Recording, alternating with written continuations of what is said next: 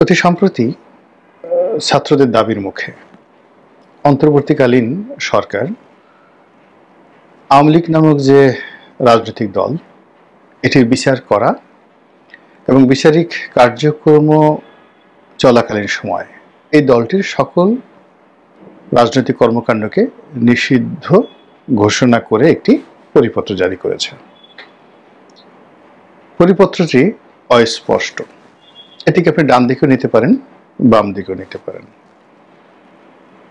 তো এতে করে যারাই আন্দোলন করেছিলেন তাদের একটা আশা ছিল যে এই ঘটনার ফলে আওয়ামী লীগের তৎপরতা কমবে এবং বাংলাদেশে যে রাজনৈতিক একটা ভ্যাকুয়াম তৈরি হবে সেই ভ্যাকুয়ামের জায়গাগুলো অন্যান্য রাজনৈতিক দলগুলো দখল করতে পারবে।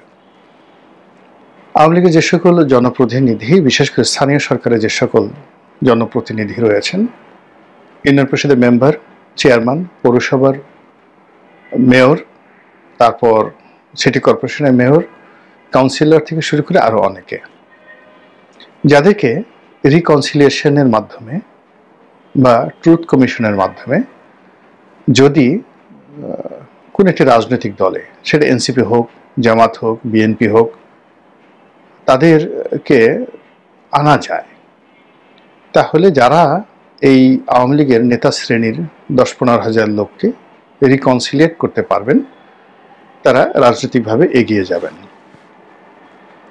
এবং এক্ষেত্রে সবচেয়ে বেশি লাভবান হবে এনসিপি এবং এখন বর্তমান ডক্টর মোহাম্মদ ইউনূস সরকার, যদি তারা এই কাজগুলো করতে পারেন।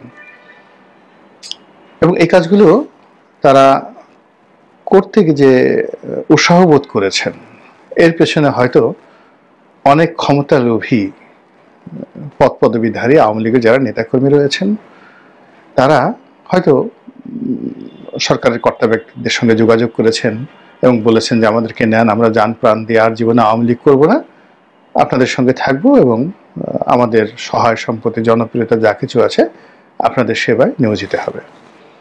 রাজনৈতিক পদ পদবী আসলে খুব জঘন্য একটা বিষয়। এটি এমন একটা বিষয় যে এই পদ পদবী পাওয়ার জন্য হয়তো 1 মাসের জন্য, হয়তো 15 দিনের জন্য, হয়তো 1 বছরের জন্য মানুষ কি না করে। অতীতে আমরা দেখেছি অনেক মানুষকে, দেখেন, জেলে ধরে নিয়ে গেছে আওয়ামী লীগের নেতাকর্মীদেরকে, বড় বড় নেতাকর্মীদেরকে, ওদেরকে আবার অনেকে পিটনিও দিচ্ছে। আমরা ভিডিওতে দেখলাম আসাদুজ্জামান নূর, তারপরে শেষে হাসানুল হক ইনু সাহেব, তাদেরকে হেনস্থা করা হয়েছে জেলখানার ভিতরে, না বাইরে বা কোর্টে কাছারিতে বা হাসপাতালে। এই দৃশ্যগুলো কিন্তু ফুটছে। এই একেবারে যাকে বলে ফ্লাইং কিক দেওয়া হচ্ছে, চড় দেওয়া হচ্ছে, থাপ্পড় দেওয়া হচ্ছে, গালাগাল করা হচ্ছে, কিন্তু তাদের এটা নিয়ে কোনো লজ্জা শরম নাই। তারা দাঁত কিলবিলিয়ে হাসছে, আবার যখন বাইরে আসছে তখন এমন একটা ভাব দেখাচ্ছে যে মনে হয় কিছুই ঘটেনি। তা আসলে ক্ষমতা বা ক্ষমতার যে লোভ এবং লালসা মানুষকে বেহায়া বানিয়ে ফেলে, ভীষণ রকম বেহায়া বানিয়ে ফেলে। এখন এই জমানা তো দেখেন যে ছোট্ট একটা পদের জন্য, পদবীর জন্য অনেক বড় বড় নেতা, বিএনপির নেতা, আওয়ামী লীগের নেতা, জামাতের নেতা এমন এমন জায়গাতে যাচ্ছে, এমন এমন লোকের হাতে পায়ে ধরছে, এমন এমন সব কথাবার্তা বলছে যেগুলো কোনো ভদ্রলোক যদি শুনে আসলে ক্ষমতার রাজনীতির প্রতি একটা ঘৃণা এসে যায়, বিকট একটা ঘৃণা এসে যায়। তো এরকম মানে কৃষ্ণকলে লেলা খেলা কি একটা কথা যেন আছে, ওইরকম মানে আওয়ামী লীগের একটা নির্বাচনকে আপনি বৈধই মনে করছেন না, অথচ সেই নির্বাচনের যে ফলাফল সেটা আপনি পেতে চাচ্ছেন। এখন আপনি এটা নিয়ে কি বুঝাবেন, কি যুক্তি দিবেন? মানুষ কিন্তু এটা নিয়ে খুব আলোচনা করছে, সমালোচনা করছে। আবার দেখা গেল যে প্রশাসক নিয়োগ করার জন্য আওয়ামী লীগের একজন নেতার বা মন্ত্রীর সয় সম্পত্তি রক্ষা করার জন্য উপদেষ্টাতে একজন উপদেষ্টার নাম আসছে, তার স্বামীর নাম আসছে। জঘন্য, মানে ভীষণ রকম জঘন্য একটা জায়গাতে। এখানে আসলে আপনি কাকে বিশ্বাস করবেন? কাউকে আপনি এখানে বিশ্বাস করতে পারবেন না। একজন উপদেষ্টা, বাচ্চা উপদেষ্টা, যে কিনা কয়েকদিন আগে যার ম্যাচের পয়সা দেওয়ার সামর্থ্য ছিল না, একটা গেঞ্জি কেনার সামর্থ্য ছিল না, এখন তার একটা পিয়ন অল্প কয়েকদিনের মধ্যে 300-350 কোটি টাকা চুরি করে ফেললো। পিয়ন না, ঠিক এপিএস এরকম জাতীয়, মানে এরা এপিএস পিয়ন বা ঝাড়ুদার does not matter, is a bad man. তো অল্প কয়েকদিনে 350 কোটি টাকা সে তছরূপ করে ফেললো, বা 315 কোটি টাকা না কি যেন, ইত্যাদি ইত্যাদি। তো এগুলো দেখলে মানে কি মনে হয়, অবাক করে মনে হয় যে মানুষ এরকম হয় কি করে। আমি অন্যের কথা বলবো না, আমি নিজের কথাই বলি। ধরেন টাকা পয়সা তো আমরা চিনেছি যখন আমি রাজনীতিতে এসেছি 2001 সনে, তখন তো তরুণদের মধ্যে একেবারে শীর্ষস্থানে ব্যবসা করার মধ্যে আমি অন্যতম একজন। এই বাংলাদেশের এমন কোনো 1 নম্বর 2 নম্বর ব্যবসা নেই যে ব্যবসা সম্পর্কে আমার কোনো ধারণা ছিল না। কিন্তু তা সত্ত্বেও এই যে আমি আজকের এই ইউটিউবে বললাম যে আমার এই 30 বছরের ব্যবসায়িক জীবনে কোনোদিন চট্টগ্রাম বন্দর, Chittagong custom house, Dhaka customs house, আয়কর অফিস, ঢাকা বন্ড অফিস, এদের সঙ্গে আমার ব্যবসা ছিল। তারপরে অগ্রণী ব্যাংকের সঙ্গে আমার ব্যবসা, বিভিন্ন ব্যাংকের সঙ্গে আমার ব্যবসা, লোন নিয়েছি, পরিশোধ করেছি। কিন্তু এই 30 বছরের জীবনে 30টি পয়সা, একটি পয়সাও কাউকে ঘুষ দিতে হয়নি। বাংলাদেশে যারা বলেন যে ঘুষ ছাড়া কাজ হয় না, তারা আমার এই ফাইলগুলো একটু খোঁজ নিয়ে আসেন। আমার দুর্নীতি দমন কমিশনে শেখ হাসিনার নির্দেশে প্রায় 10 বছর 3 থেকে 4 বার আমার ফাইল মানে তারা তদন্ত করেছে, পুনঃ তদন্ত করেছে। দুদকের অনেক কর্মকর্তা এসেছেন অফিসে, 1 কাপ চা পর্যন্ত খাওয়ায়নি, বরং এখান থেকে তারা আমার সঙ্গে কথাবার্তা বলতে গেলে মুরিদ হয়ে এখান থেকে তারা চলে গেছেন আমার এই অফিসে বসে। তারপর সবচেয়ে বড় মন্ত্রণালয়টি, সেই মন্ত্রণালয়ের আমি সংসদীয় কমিটির প্রধান ছিলাম, প্রধান না ঠিক একজন সদস্য ছিলাম। কিন্তু এখানে বৃহত্তর যোগাযোগ মন্ত্রণালয়, যার অধীন সড়ক, যোগাযোগ, রেলপথ যখন একত্রে ছিল, সৈয়দ আবুল হোসেন সাহেব মন্ত্রী ছিলেন, ওয়াদুল কাদের সাহেব মন্ত্রী ছিলেন। বাস্তবতা হলো যে আমি একজন সংসদ সদস্য হওয়ার সত্ত্বেও আমার সংসদীয় কমিটির চেয়ারম্যান কিংবা আমাদের যে মন্ত্রী আবুল হোসেন সাহেব বা ওয়াদুল কাদের সাহেব, আমার একটা কথার বাইরে যাওয়ার সামর্থ্য তাদের ছিল না যতদিন আমি ছিলাম। আমি যদি একটা ধমক দিতাম, কর্মকর্তা তো দূরের কথা, মন্ত্রীদেরকে পার্লামেন্টারি কমিটির বৈঠকে কিভাবে ধমকিয়েছি সেটা আপনারা ইচ্ছা করলে সংসদীয় কমিটির রেকর্ডে দেখতে পারেন।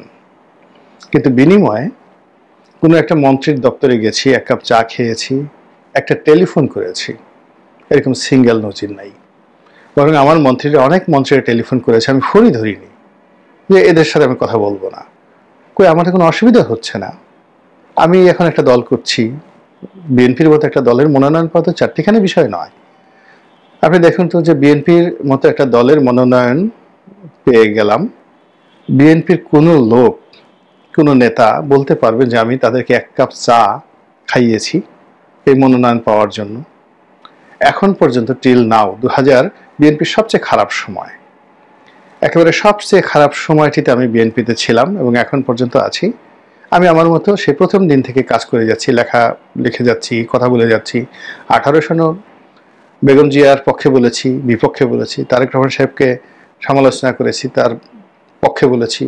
আবার 22-23 সনেও যেভাবে বলেছি, আবার এখনও একইভাবে। মানে আমার ভাষা তো বিএনপিকে নিয়ে চেঞ্জ হয়নি। 2023 সনে, 2021 সনে, 22 সনে একেবারে টকশোতে, টেলিভিশনে যে কথাগুলো বলেছি দল নিয়ে, আবার এখনো একই কথা বলে যাচ্ছে। আবার ওনাদের সঙ্গে আমার যখন সরাসরি কথা হয়, আমার ভাষা একই রকম, একটু 19-20 কখনো হয় না। আমাকে কখনো তারেক রহমান সাহেবের সঙ্গে মাথা নুইয়ে কোনোদিন কথা বলতে হয়নি। কোন নেতার কতটুকু সামর্থ্য হয়েছে আমি বলতে পারবো না। জনাব তারেক রহমান সাহেবের সাথে বহুবার কন্টিনিউয়াসলি স্কাইপেতে 2 ঘন্টা, 2.5 ঘন্টা, 3 ঘন্টা পর্যন্ত ওয়ান টু ওয়ান কথা বলেছি। তো আমাকে তো একটা তেল দিতে হয়নি, একটা শব্দ উচ্চারণ করতে হয়নি টু কনভিন্স হিম। তো মানুষ কেন তেলবাজি করে আমি এই জিনিসগুলো বুঝছি না। তো যেটা বলছিলাম যে এখন বাংলাদেশে যে রাজনীতি, সেই রাজনীতিতে এমন একটা জায়গাতে চলে আসছে, সবাই ভয় পায়, সবাই লোভ করে, সবাই লালসা করে এবং সবাই যাকে বলে যে যেটা প্রয়োজন না তার ঠিক সেই জিনিসটা করে। আমি শুধু এখানে একটা ব্যাপার আপনাদেরকে বলি যে এখানে একটা কথা বলি, সেটা হলো